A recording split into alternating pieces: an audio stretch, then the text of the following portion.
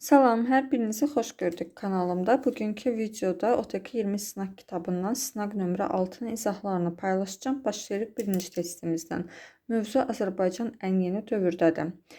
Birinci sualda deyilir, müstəqil Azərbaycan Respublikasının 20-ci əsr tarixinə aid daxili və xarici siyasətindəki hadisələri uyğunlaşdırmalıyıq. İlk öncə qeyd edək ki, müstəqil Azərbaycan Respublikası yaradılar 1991-ci il oktyabrın 18-də. Yəni biz bu tarixdən sonraya aid olan hadisələri uyğunlaşdırmalıyıq. Konstitusiya Məhkəməsinin yaradılması 98-ci ildə 20-ci əsrdə baş verib, daxili siyasətlə bağlıdır. Buna görə də A-nı götürürük.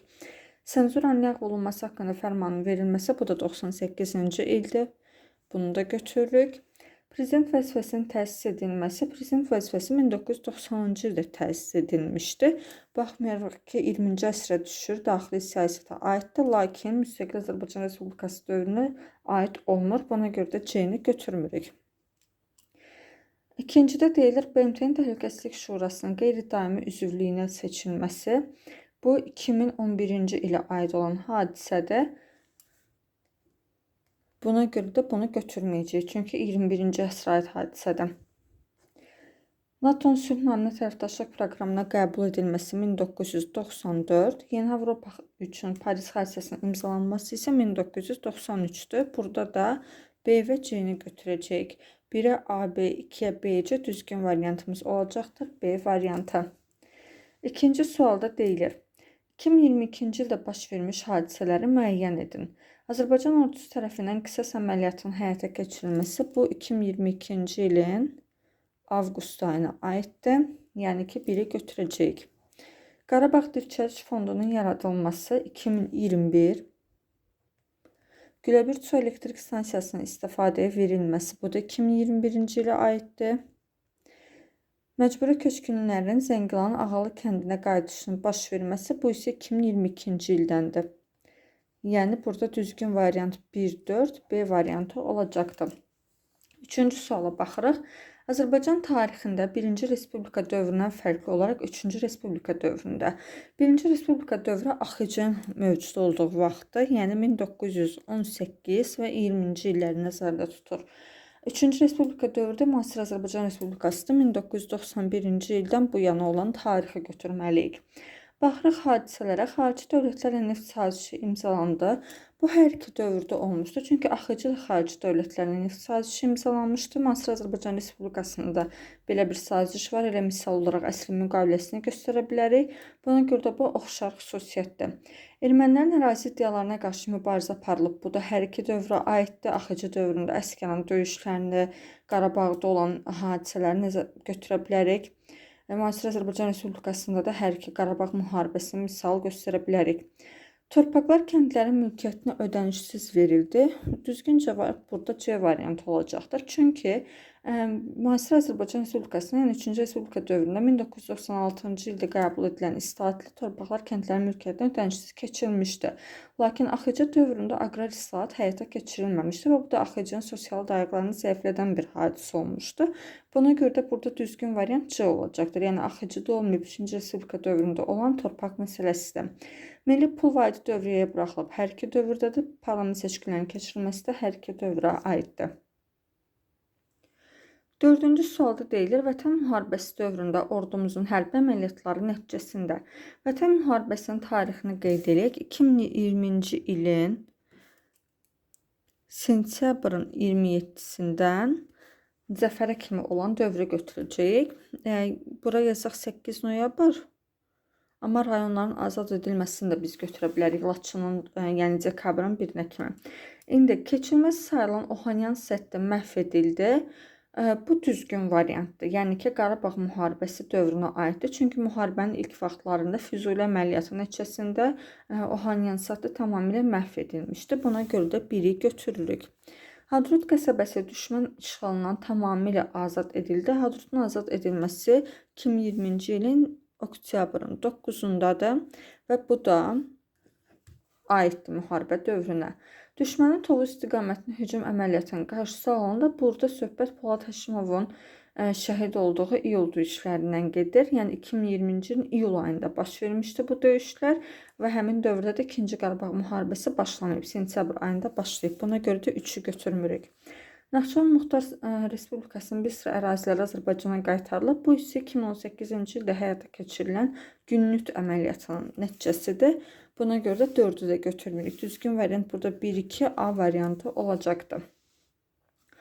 5-ci suala baxırıq. 21-ci əsrdə Azərbaycanın mədəniyyət sahəsindən baş vermiş yeniliklərə aid olmayanları müəyyən edin. Bakıda Beynəlxalq Muğam Festivalının keçirilməsi 2009. Tələbə qəbulu üzrə Dövlət Komissiyasının fəaliyyətə başlaması 1992-ci il. Türksoyun yaradılması 1993. Elm haqqında qanunun qəbul olunması 2016. Birinci Avropa oyunlarının həyata keçirilməsi 2015-ci ilə aid olan hadisədir. İndi baxırıq, deyir ki, 21-ci əsrə aid olmayanları götürün. Yəni burada 2 və 3 olacaqdır. Düzgün cavab 2, 3, yəni B variantı. 6-cı suala baxırıq. 2020-ci il Vətən müharibəsindən əvvəlki dövrə aid olmayan hadisəni müəyyən edin. Günnüt əməliyyatının həyata keçirilməsi. Bura qeyd edək 2018-dir, yəni ki, aiddir. Talış kəndi ətrafındakı yüksəkliklərin azad edilməsi. Burada söhbət 2016-cı ildə həyata keçirilən aprel döyüşlərindən gedir. Bu da aiddir. Düşmən təxribatının qarşısı alınarkən General Mahir Polad Həşimovun qəhrəmancasına şəhid olması 2020-ci ilin iyul ayından söhbət gedir. Yəni ki, sentyabrdan əvvəl olduğuna görə bu da aid olacaqdır. Lələtəpə yüksəkliyin Azərbaycanın silahlı qüvvələrinin nəzarəti altına keçməsi, bu da 2016-cı ilin aprel döyüşlərinin nəticəsidir. Kəlbəcərin strateji əhəmiyyətli Murov dağ zirvəsinin azad edilməsi isə bu sentyabrın 27-si ilə müharibə başladığı vaxtla azad edilmişdir. Buna görə də düzgün variant Y olacaqdır. Yəni 2-ci Qarabağ müharibəsinə aiddir bu. Əvvəlki dövrə aid olmayanda. Sonra 7-ci suala baxırıq. Eylül diaqramına uyğun bəndləri müəyyən edin. Heydər Əliyevin 2-ci prezidentlik dövrü, 1-ci prezidentliyi 93-98-də, 2-ci prezidentlik dövrü isə 98-2003-cü illərə aiddir. İlham Əliyevin 2-ci prezidentlik dövrü 2003-2008 birinci dövrdür, 2008-2013 isə ikinci dövrdür. İndi hadisələrə baxaq. Bakı Subsa neft kəmərinin istifadəyə verilməsi 1999. Yəni bu düşür Heydər Əliyevin dövrünə 1-ə A-nı qeyd edəcək. Azərbaycan Respublikasının qoşulmama hərəkatının tam hüquqlu üzvlüyünə qəbul olunması bu 2011-ci ilə aid olan hadisədir. 2011, yəni İlham Əliyevin prezidentliyi dövrünə düşəcəkdir. İlk bələdiyyə seçkilərinin keçirilməsi 1999-dur. Bu da Heydər Əliyevə düşəcək. C-ni bura qeyd edirik. Dünya Azərbaycanlılarının qurultayının keçirilməsi 2001, 2006, 2011-ci illərdə Dünya Azərbaycanlılarının qurultayı keçirilib. İndi biz bura hər ikisini yazaq. 2001 və 2006-cı illəri bu oxşar xüsusiyyət olacaqdır. Konstitusiya əlavə və dəyişikliklərin edilməsi Konstitusiya qəbul olunub 1995-ci ildə. Hər 7 ildən bir, yəni 2002, 2009, 2016-cı illərdə də dəyişikliklər olmuşdu. Burada 2002, 2009 qeyd eləyək. Oxşar xüsusiyyət olacaq. Həm Heydər Əliyev, həm də İlham Əliyevin prezidentliyi dövrünə düşmüşdü. İndi burada düzgün variant olacaqdır A variantı. 8-ci sual xəritə sualıdır. 2021-ci ilin oktyabrında Azərbaycan və Türkiyə dövlət başçılarının açılış mərasimində iştirak etdikləri beynəlxalq hava limanının yerləşdiyi rayonu xəritədə müəyyən edin. Söhbət burada Füzuli rayonundan gedir ki, Füzuli rayonunda beynəlxalq hava limanı inşa olunmuşdu və Füzuli rayonunu da xəritədə göstərsək düzgün variant burada 3 nömrə olacaqdır. Yəni C variantı düzgün gələcəkdir. Digər ərazilərə baxaq ki, hansılardır? Bu 3 dediyimiz kimi Füzulidir, 1 Kəlbəcərdir, 2 Laçın olacaqdır, 4 Zəngilandır, 5 də Ağdərə hardasa hissəsinə düşəcək. Ağdərə Tərtər rayonu ərazisinə düşəcəkdir. Düzgün variant olur burada C variantı. Sonra 9-cu sualda deyilir, Heydər Əliyevin Naxçıvan Muxtar Respublikasının Ali Məclisinin sədri olduğu dövrdə baş verməmişdir.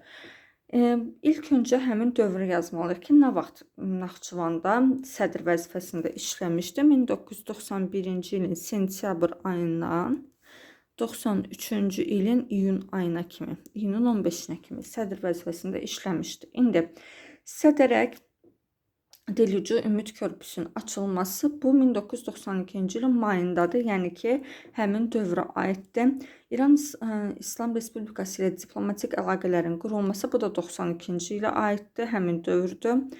Muxtar Respublikanın adına Sovet Sosialist sözlərinin götürülməsi bu 1990-cı ilin bura qeyd eləyək, 1990-cı ilin noyabrın 17-si tarixinə aiddir və buna görə də bu 91-ci ildən qabağa düşdüyünə görə düzgün variantımız burada C olacaqdır. Yəni sədr olmadığı vaxtda.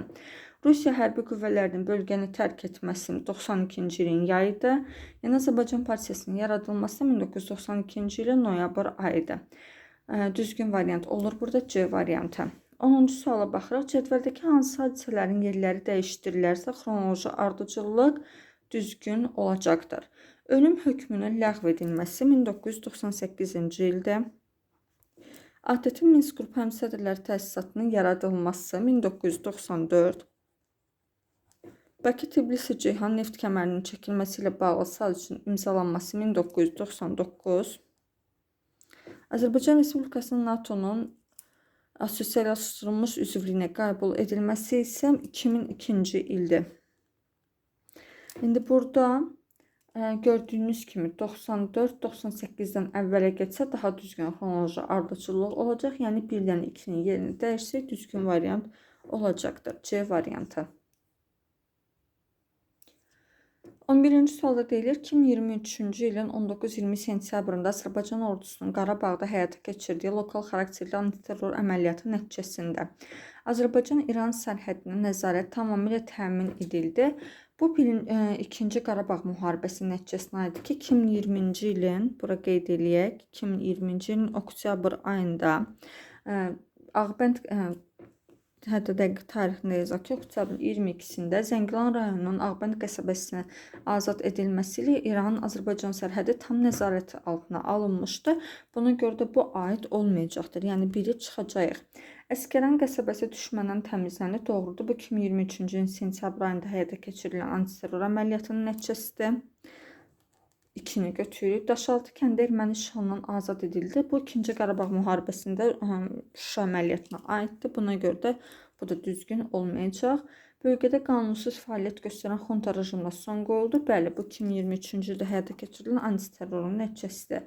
Düzgün variantımız burada olur. 2-4, yəni Y variantı. 12-ci sualda deyilir, 2023-cü ilin sentyabrın 19-da erməni silahlı birləşmələrinin terror aktı törətdiyi rayonu xəritədə müəyyən eləyin. Burada söhbət Xocavənd rayonundan gedir. Xocavənd rayonunda 3 nömrəyə burada uyğun gəlir. Buna görə də düzgün variant C olacaqdır. Yenə də digər əraziləri mən çalışıram. Hər videoda bəlkə də təkrar gedir. Lakin bunu hər dəfə təkrarlayıram ki, göz yaddaşı olsun. Çünki Qarabağın ümumiyyətlə rayonlarını əzbər bilmək lazımdır xəritə sualına. Burada 4 nömrə Laçındır. Yəni Kəlbəcərdən aşağıda yerləşir. 4 Laçındır. 2 Qubadlı rayonuna uyğun gəlir. 5 Şuşa olacaqdır. Bir də Ağcavənddən yuxarıda Xankəndi rayonu ərazisinə uyğun gələn ərazilərdir. Düzgün variant burada C olur. 13-cü suala baxırıq. 1992-ci ildə SSR-nin əmlakının bölüşdürülməsi ilə bağlı müqavilə bu ölkədə imzalanmışdır. Söhbət Daşkənd müqaviləsindən gedir və Daşkənd müqaviləsi Özbəkistan ərazisinə imzalanmışdır. Həmçinin Özbəkistan Füzulidəki Ulubəy adına məktəbin də inşasına maliyyə yardımı göstərmişdir. Düzgün variant burada C olacaqdır. 14-cü sualda baxırıq. Vətən, yəni 2-ci Qarabağ müharibəsindən sonraki dövrdə baş vermiş hadisə deyildir. Yəni biz 2-ci Qarabağ müharibəsindən əvvəlki 2020-ci ilin sentyabr ayından əvvəl olan hadisəni tapmalıyıq. Baxaq variantlara. Türkiyə Respublikası ilə Şuşa bəyannaməsinin imzalanması bu 2021-ci ilin iyunun 15-nə aiddir. Yəni ki, sonraki dövrə aiddir. Şərur rayonunun Ağbulaq və Qızılqaya yüksəkliyi azad edilməsi bu 2018-ci il Günüt əməliyyatının nəticəsində düzgün variantımız elə B olacaqdır. Yaşad fondunun yaradılması haqqında fərmanın imzalanması 2020-ci ilin dekabrın 8-idir. Dekabrın 8-i. Ağdamda Türkiyə-Rusiya Birgə Monitorinq Mərkəzinin açılması 2021-ci ilin yanvar ayından açılmışdı.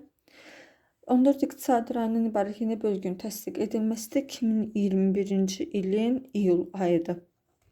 Düzgün variantımız oldu B variantı.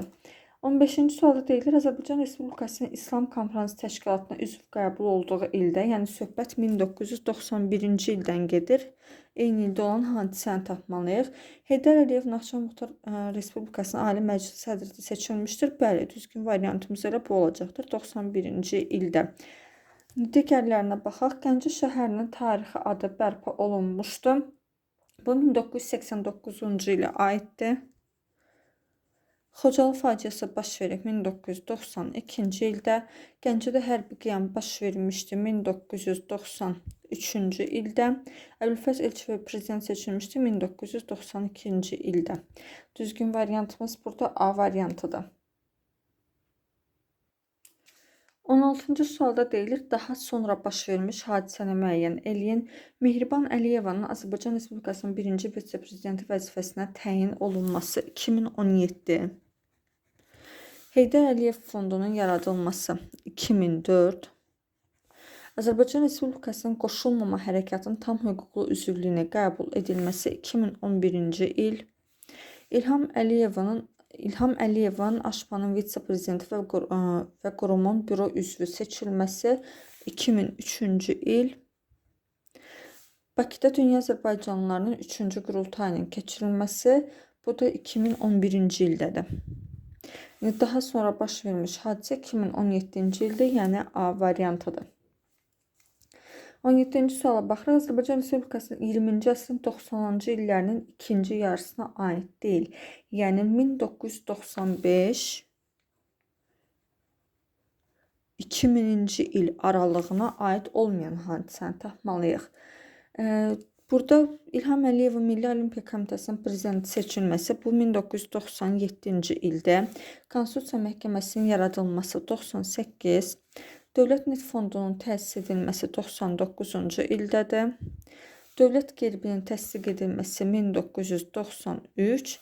Bakı-Tbilisi-Ceyhan neft kəmərinin istismara verilməsi isə 2006-cı ildədir. İndi 95-2000 aralığına düşməyən burada 5 nömrə və 1993 4 və 5 nömrələr olacaqdır. Yəni düzgün variant D olur. 18-ci suala baxırıq. Qarabağ münaqişəsi həm 1-ci həm də 2-ci Qarabağ müharibəsinə aid uyğunluğu müəyyənləşdirməliyik. Qarabağ mövzusu adlandırılan əməliyyat planının həyata keçirilməsi, bu əməliyyat planı 2-ci Qarabağ müharibəsinə aiddir. Buna görə də burada A-nı seçməyəcəyik. Horadiz qəsəbəsinin işğaldan azad edilməsi 1994-cü ilin yanvar ayında Horadiz əməliyyatı nəticəsində işğaldan azad edilmişdi. 1-ci Qarabağ müharibəsinə aiddir. Ermənistan Gədəbə ərazisindəki anklavı başkəndin düşməndən təmizlənməsi isə 1992-ci ilin avqust ayındadır. Bu da 1-ci Qarabağ müharibəsinə aid olan hadisədir. Qubadlının azad edilməsi ilə Azərbaycan-İran sərhədinin tamamilə ordumuzun nəzarətinə keçməsi bu yanlış variantdır. Çünki bayaqlarda vurğuladım ki, 2020-ci ilin oktyabrın 22-sində Zəngilanın Ağbənd qəsəbəsinin işğaldan azad olması ilə Azərbaycan-İran sərhədi tamamilə ordumuzun nəzarət altına keçib, yəni Qubadlı yox, Zəngilan olmalı idi. Buna görə də yanlışdır. Xankəndi şəhərində Azərbaycan Respublikasının dövlət bayrağının ucaldılması, bu isə 2023-cü ilin sentyabr ayında keçirilən antiterror əməliyyatının nəticəsidir. Suqovuşanın azad olunması, bəli, 2020-ci ilin oktyabrın 3-də Tərtərin Madagiz rayonu işğaldan azad olunur. Suqovuşan adı bərpa olunmuşdu.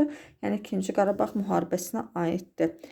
İndi 1-ə B, C, 2-yə C variantı düzgün variant olacaqdır. Burada D. 19-cu suala baxırıq. Müvafiq olaraq Azərbaycan Respublikasının prezidentləri Heydər Əliyev və İlham Əliyevin ilk xarici səfərlərin olduğu ölkələr. Heydər Əliyev ilk dəfə 1993-cü ildə Fransaya xarici səfər eləmişdi. İlham Əliyev isə 2003-cü ildə İsveçrəyə xarici səfər eləmişdi. Düzgün variant burada C olacaqdır. 20-ci suala baxırıq. 1991-ci ildə olmayan hadisələri müəyyən eləyin. Azərbaycan Respublikasının dövlət müstəqilliyinin bərpa edilməsi haqqında bəyannamənin qəbul edilməsi bu 1991-ci ilin oktyabr ayıdır. Yəni ki, 91-ə aiddir, biri götürmürük. Azərbaycan Kommunist Partiyasının buraxıldığının elan edilməsi 91-ci ilin sentyabr ayına aiddir. Müstəqil Dövlətlər Birliyinin yaradılması 91-ci ilin dekabrıdır, bu da götürmürük. Prezident vəzifəsinin təsis edilməsi 1990-cı ilin may ayında təsis olunmuşdu, 4-ü götürəcəyik. Azərbaycan Respublikasının müstəqilliyinin Rumıniya tərəfindən tanınması isə 1991-ci ilin sonlarına aiddir. Burada yalnız 4 olacaq, düzgün variant. Bu da D variantındadır. 21-ci suala baxırıq. Hadisə nəticə əlaqələrinin yanlış verildiyi bəndə müəyyənləşdirin deyir. 2021-ci ildə Şuşa bəyannaməsinin imzalanması 1921-ci ildə imzalanmış Qars müqaviləsinin sadiqlik təsdiq edirdi. Bu doğrudur. Yəni ki, səbəb nəticə əlaqəsi doğru verilib burada. 94-cü ildə Budapest sammitində Minsk həmsədrləri təsisatı yaradılıb. Bu da doğru məlumatdır. 2020-ci ilin Münhen Təhlükəsizlik Konfransı Ermənistan rəhbərinin Qarabağla bağlı iddialara ifşa edilmişdi. Burada da yanlış məlumat yoxdur. 2023-cü ilin Brüssel görüşü Ermənistan Azərbaycanın ərazi bütövlüyünü tanıdığını bəyan etdi. Bu düzgün məlumatdır. Baxmayaraq ki, dərsliklərə əlavə olunmayıb bu məlumat, amma ki, burada yanlış bir məlumat yoxdur. Yer variantı səhv olacaq. 96-cı ildə Lissabon sammitində 53 ölkə tərəfindən Azərbaycanın ərazi bütövlüyü tanınmışdı. Yəni 97 sayılı düzəlişin fəaliyyətinin hər il dayandırılması ilə bağlı bəyanat verilməmişdi. Ona görə də yanlışdır. Düzgün variantımız Y olacaqdır. 22-ci sualda deyilir, verilmiş bəndlərdən hansı sual işarəsinin yerinə uyğun gəlir? Burada 2002 və 2009-cu illər verilib. Əslən, bayaqki testdə də vurğuladıq ki, həm 2002, 2009, həm də 2016-cı illərdə Azərbaycan Konstitusiyasına dəyişikliklər edilmişdi 7 ildən bir və burada düzgün variant gəlir D variantı. 23-ə baxırıq. 1-ci Qarabağ müharibəsi dövründə Azərbaycan Respublikasının xarici siyasəti üçün xarakterikdir. Daşaltı əməliyyatının uğurla həyata keçirilməsi bu yanlışdır, çünki daşaltı əməliyyatı uğursuz olmuşdu. NATO-nun Şimali Atlantik Əməkdaşlıq Şurasına qoşulması bu 92-ci ildə aiddir. 1-ci Qarabağ müharibəsi dövrünə 2-ni götürürük. Xocalıya Ədalət Beynəlxalq Maarifləndirmə Kampaniyasına start verilməsi bu 2008-ci ildə aiddir. Leyla Əliyevanın adı ilə bağlı görülən tədbirdə. Dağlıq Qarabağ münaqişəsinin ATƏM-də müzakirəyə çıxarılması isə bəli, bu da 1-ci Qarabağ müharibəsinə aid olan hadisədir. 4-ü də götürəcəyik. Düzgün variant 2 və 4 olur. 24-cü suala baxırıq. 2-ci Qarabağ müharibəsinə aid doğru bəndləri müəyyən edin. Şuşaya əsas hücum əməliyyatının Hadrut Qırmızı Bazar yoluna həyata keçirilməsi bu yanlış məlumatdır. Baxmayaraq ki, bu yoldan gözlənilirdi, amma əsgərlərimiz sıldırım qayalarla qalxaraq, yəni ki, hücum həyata keçirmişdir. Buna görə də bir düzgün deyil. Yalançı hədəf kimi istifadə edilən təyyarələr vasitəsilə düşmənin hava hücumundan müdafiə sistemlərinin məhv edilməsi, bəli, bu 2-ci Qarabağ müharibəsi zamanı görülən tədbirdir, yəni düzgündür. Azərbaycan ordusu tərəfindən BMT-nin icra olunmayan qətnamələrinin yerinə yetirilməsi bu da aiddir. Kollektiv Təhlükəsizlik Müqaviləsi Təşkilatının Ermənistana dəstək verməsi bu isə yanlışdır. Ermənistana dəstək verməmişdir. Baxmayaraq ki, Ermənistan bu dəstəyi gözləyirdi. Buna görə də 4 yanlışdır. Düşmən tərəfindən Gəncədə yerləşən hərbi obyektləri raket atəşinə tutması bu yanlış olacaq. Çünki Gəncədə yerləşən hərbi yox, mülki bizim obyektlərimiz, yəni ki, dinc əhali raket atəşinə məruz qalmışdı. Buna görə də 5-də yanlış olacaq. 24-cü sualda düzgün variant 2 və 3 olacaq. 25-ci sualda deyilir, xəritədə ştrixlənmiş rayonlarla bağlı ümumi cəhətləri müəyyən eləyin. Birinci ştrixlənmiş ərazi Laçındır. İkinci isə burada Ağdam ərazisinə uyğun gəlir. İndi baxırıq ərazilərə. Rayon mərkəzləri 1993-cü ildə ermənilər tərəfindən işğal edilmişdir. Yanlışdır. Laçın rayonu 1992-ci ildə işğal olunub. Aprel döyüşləri zamanı ərazilərinin bir hissəsi azad edilmişdi. Bu da yanlışdır. Aprel döyüşlərində Sisan, Füzuli, Cəbrayıl rayonlarının ərazisi işğaldan azad olunmuşdu. Ərazilərində erkən orta əsrlərə aid abidələr aşkar edilmişdir. Bəli, bu hər ikisinə aid oxşar xüsusiyyətdir. Laçında Ağoğlan məbədini misal göstərə bilərik. Ağdamda isə Gövur qalanı misal göstərə bilərik ki, həmin dövrə aid memarlıq abidələri idi. 2020-ci ilin noyabrında 3 tərəfli bəyanatdan sonra işğaldan tamamilə azad edilmişdi. Bəli, bu da hər ikisinə aid oxşar xüsusiyyətdir. Ərazilərində Türkiyə-Rusiya birgə monitorinq mərkəzi yaradılmışdı. Bu yalnız Ağdama aiddir, Laçına aid deyil. Buna görə də 5-i götürmürük. Düzgün variant burada 3 və 4 olacaqdır. 26-cı sualda deyilir, xronoloji ardıcıllığı müəyyən edən Azərbaycan Respublikasının İqtisadi Əməkdaşlıq Təşkilatına üzv qəbul edilməsi 1992-ci il. Kitab Dədə Qorqud dastanının 1300 illik yubileyinin keçirilməsi 2000-ci il. İpək yolunun bərpası üzrə Bakı bəyannaməsinin imzalanması 98. Şimal neft kəmərinin istifadəyə verilməsi isə 97-ci ildir. Xronoloji ardıcıllığı quranda düzgün variant olacaq 1, 4, 3 və 2. 27-də deyilir, uyğunluğu müəyyən eləyin. Heydər Əliyevin demokratik dövlət quruculuğu fəaliyyəti. İkinci mərhələ əhatə eləmişdi 1993-cü ilin iyunun 15-dən 95-ci ilin noyabrın 12-sinə kimi. Bura qısaca 93-95 yazaq. Üçüncü mərhələ isə 95-in noyabrın 12-sindən 2003-cü ilə kimi davam edən bir dövrdür. Burada 95-2003 yazaq. İndi hadisələrə baxaraq hakimlərin xüsusi imtahan verməsi təcrübəsinin həyata keçirilməsi bu 2000-ci ildədir. Və ikinciyə, yəni üçüncü mərhələyə uyğun gəlir. 2-yə buraya yazırıq biz A-nı. Sədərək dilucu körpüsünün açılması bu 1992-ci ilə aid olan hadisədə heç bir mərhələyə uyğun gəlmir. B-ni çıxırıq. Konstitusiya Komissiyasının yaradılması bu 1995-ci ildədir. Buraya yazaq 95-i və bu uyğun gələcək birinci variantı, ikinci mərhələsinə aid idi. Senzuranın ləğv edilməsi 1998-ci ildə ikinci mərhələyə aiddir. Xidmət müəssisələrinin özəlləşdirilməyə başlaması bu ümumiyyətlə demokratik dövlət quruculuğuna aid deyil, sosial-iqtisadi tədbir idi. Buna görə də yeni də çıxırıq. Deməli, burada uyğun gəlir 1-ə C, 2 isə A-dır. 28-ci suala gəldik. Situasiya ilə tanış olduqdan sonra, yəni mənbə ilə sualları cavablandırırıq.